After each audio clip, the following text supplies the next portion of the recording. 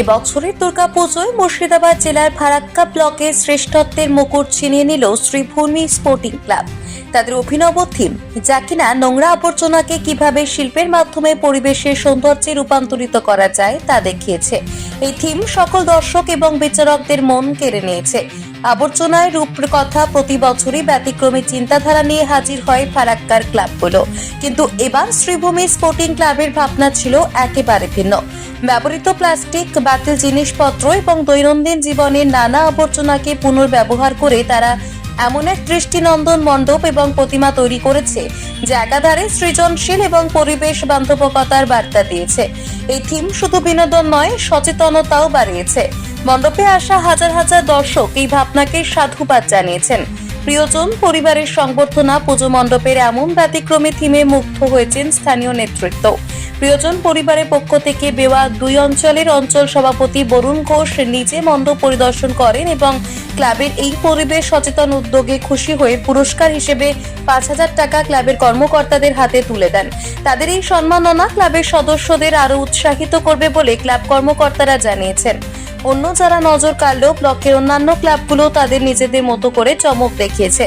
দ্বিতীয় স্থান অধিকার করেছে রিক্রিয়েশন ক্লাব। প্রতিমা ও মণ্ডপ সজ্জায় নতুনত্বের ছাপ রেখে ফারাক্কা রিক্রিয়েশন ক্লাব এবার দ্বিতীয় স্থান অর্জন করেছে।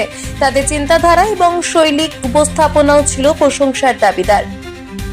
তৃতীয় স্থান অধিকার করেছে মাতৃসংঘ ক্লাব। তৃতীয় স্থান পেয়েছে মাতৃসংঘ ক্লাব, যারা এবারের পুজোর থিমে মা এবং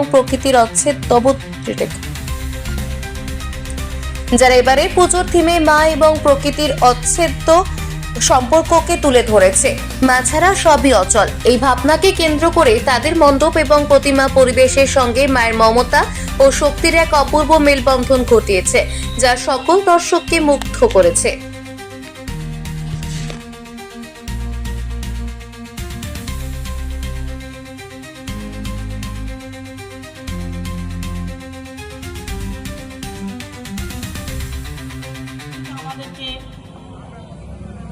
নিমন্ত্রণ দেওয়ায় আমরা খুব গর্বিত এবং আমরা আশা করছি যে ওরা আমাদের যেন সবসময় পাশে থাকে।